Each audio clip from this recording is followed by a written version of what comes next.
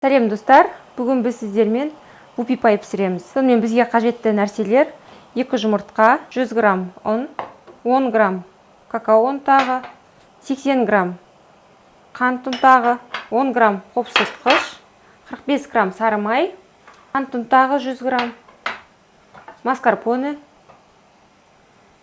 100 грамм, сүзбелі ірімшік 220 грамм, кілегей 200 грамм және қоңыр шоколад 100 грамм. Ең бірінші қоңыр шоколадымызды біз қайнап жатқан суға су буына ертуге қойып қоямыз. Бұдан кейін 2 жұмыртқамызбен сұйық масса дайындаймыз. Онымен бірге қою массаларды дайындаймыз. Қою масса үшін бізге ұн, какао ұнтағы міндетті түрде електен өткіземіз, себебі ортасындағы түйіршіктелген немесе басқа да жағдайлардан құтылу мақсатында біз міндетті түрде ұнды, какао ұнтағын және қамыр қопсытқышты електен өткізіп аламыз.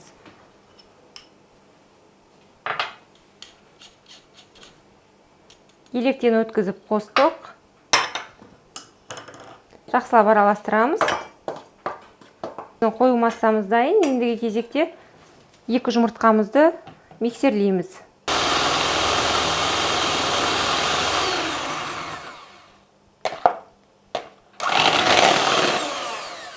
Екі жұмыртқамыз ағара бастағанда біз бұған қант ұнтағын саламыз.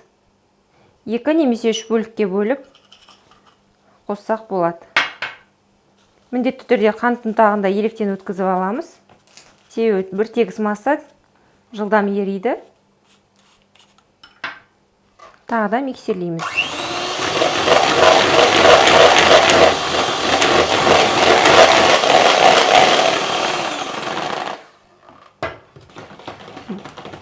Екі рет бөліп біз қант ұнтағын салдық және оны тағы да миксерлейміз. Тексеріп көреміз. Осылай қоюлана бастаған кезде біз бұған дейінгі су буына қойған шоколадты көреміз. Толық ерімепті.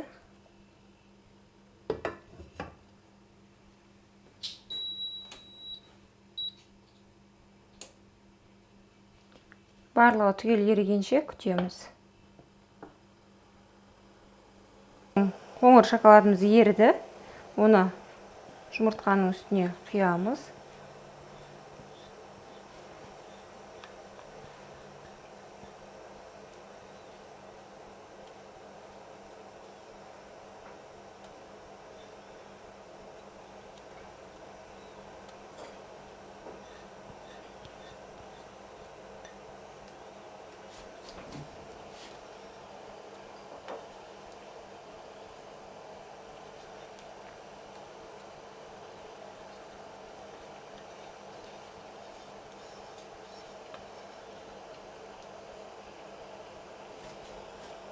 Және бұған дейінгі дайындап қойған майымызды оны да су буына жібереміз. Және араласқан шоколадты, еріген шоколадты араластырамыз.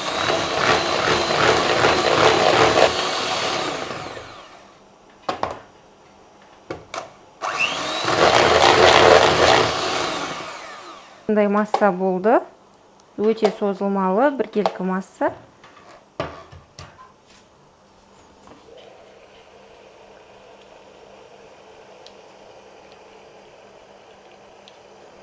Және майды да ерітіп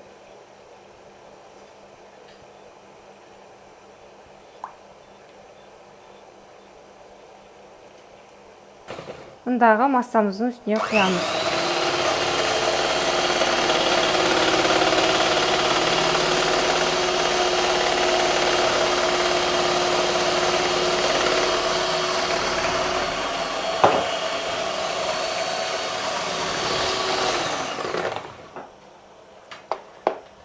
Осындай масса дайын болды.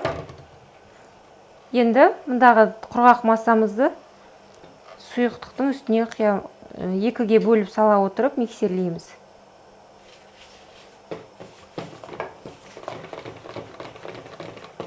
бірден миксерді қосып қалсаңыздар барлық ұн жоғарыға қарай ұшып шығады. Сондықтан алдын ала миксердің тек қана басыменен араластырып аламыз, немесе венчик деп айтамыз, венчигімен.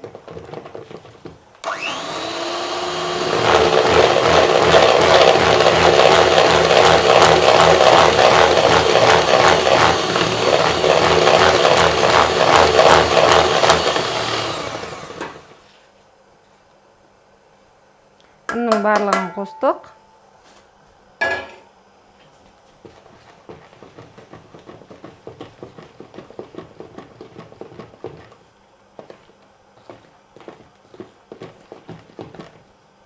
Тағыдан миксерлейміз.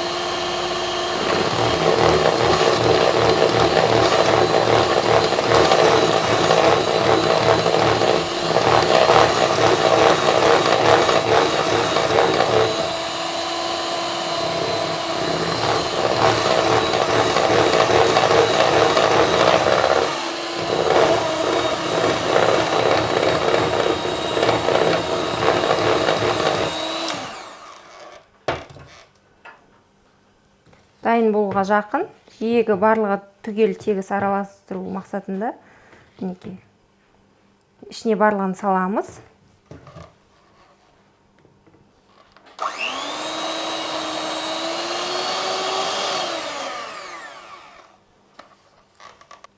Сонымен қамырымыз дайын. Осындай қамыр шықты. Біз алдын ала осындай пергамент қағазын қиып дайындап алдық. Диаметрі 17-18 сантиметр болады. Яғни мұндағы осының бетімен есептеп жасадық. Қазіргі күнде биік және диаметрі қысқа торттар жиі кездестіруге болады.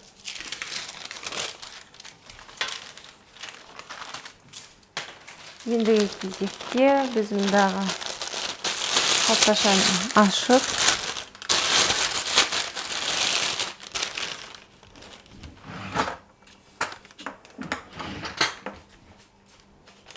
дағы қамырымызды қалтаға құйып аламыз.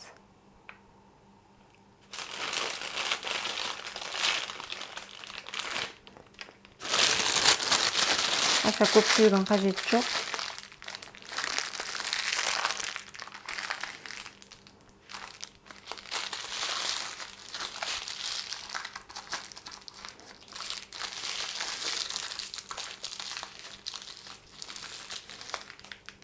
Жиектеме жасап аламыз.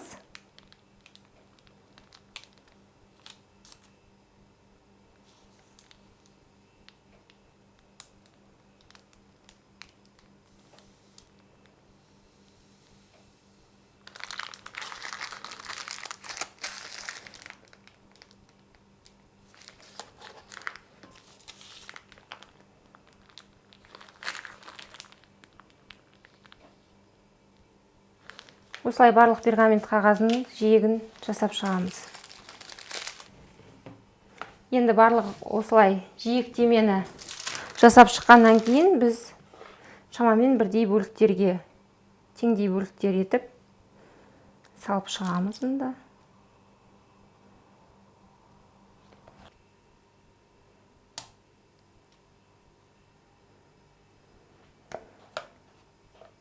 Қамырдың өзі тәбетті ашып тұрады. Енді мұндағы салынған қамырларымызды жиектеріне қарай тегістеп шығамыз. Мүмкіндігінше бірдей етіп тегістегендеріңіз жөн. Тегіс піседі және торттың көрінісі әдемі шығады. Корждарымыз дайын. Енді осы әрбір коржды пешімізге салып 170-180 градуста 6-7 минут көлемінде салып аламыз. Біз тортымызды, жұмыртқамызды қалай шайқап бастадық, солай пешімізді қосып қойғанбыз. Алдын ала пешіңізді қыздырып аласыз. Сонымен біздің корждарымыз дайын. Тексеріп көрдік және олар суға жақын. Осылай қойып тастап. Ендігі кезекте бізде крем дайындау үшін сүзбелі ірімшік, маскарпоне, клегей қант ұнтағы. Сонымен барлығын бір-біріне араластырамыз. Ірімшіктерімізді араластырамыз.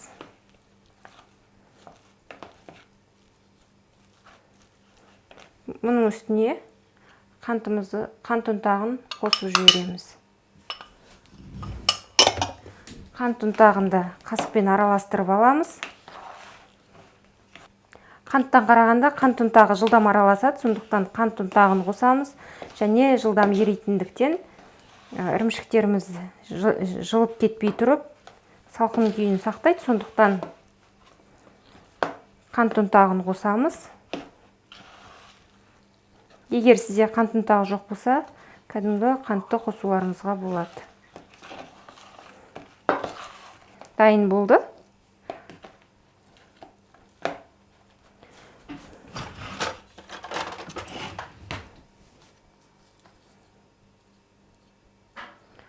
Қалақшамызбен түсіріп тастаймыз.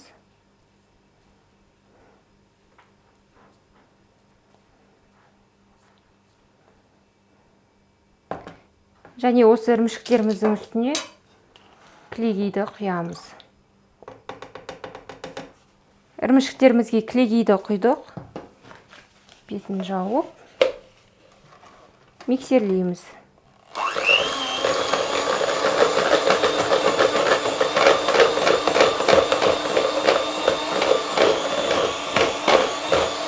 Арасында тексеріп тұрамыз.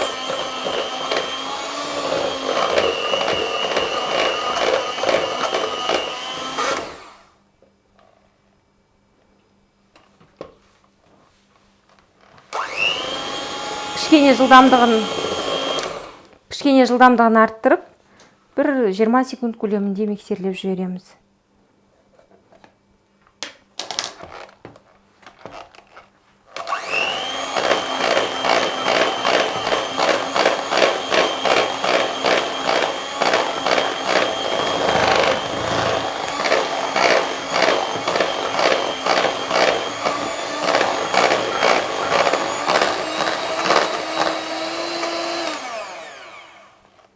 Креміміз дайын.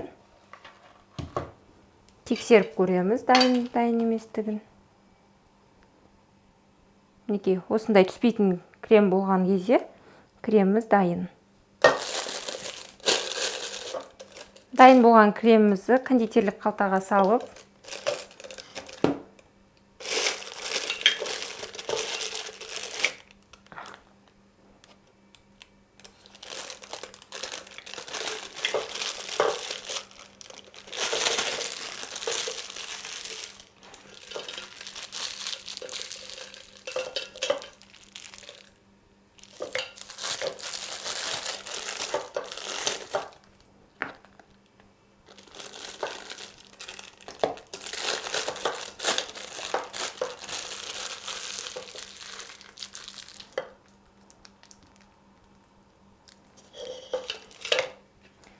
кондитерлік қалтаға салып алғаннан кейін ақырындап жинай бастаймыз.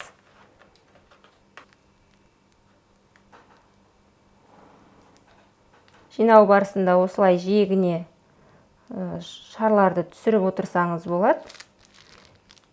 Тек қана кондитерлік қалтаның көмегімен басына тигізбей, еш нәрсе тигізбей ақ жасауыңызға да болады. Корждарымызды жинап, тортымыз дайын болды. Енді бетіне құятын ганашымызды дайындаймыз. Ганаш немесе глазур дайындау өзіңіздің қалауыңызда, ал бүгін біз ганаш дайындаймыз. Ол үшін бізге 50 грамм қара шоколад, оны осылай қоямыз. Және 50 грамм кілегей. Кілегейді пешке қойып, қайнау деңгейіне жеткіземіз.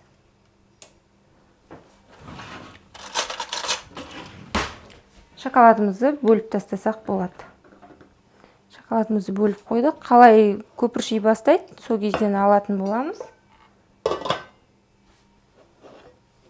Қайнап көпіршіктеле бастаған кілегейімізді шоколадымыздың бетіне құямыз. Араластырып, жақсылап араластырамыз. Біркелкі массаға айналу керек ол. Арасында түйіршігі жоқ, кебіртігі жоқ.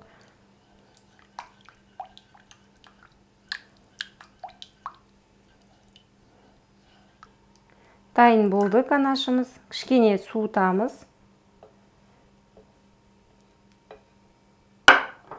Егер ыстық күйінде құятын болсаңыздар, жиегіндегі кремді ерітіп жібереді, сондықтан кішкене суытамыз. Суытқан сайын ол қоюлана түседі. Енді осы дайын болған ганашымыз кішкене суыды. Тортымыздың бетіне құямыз.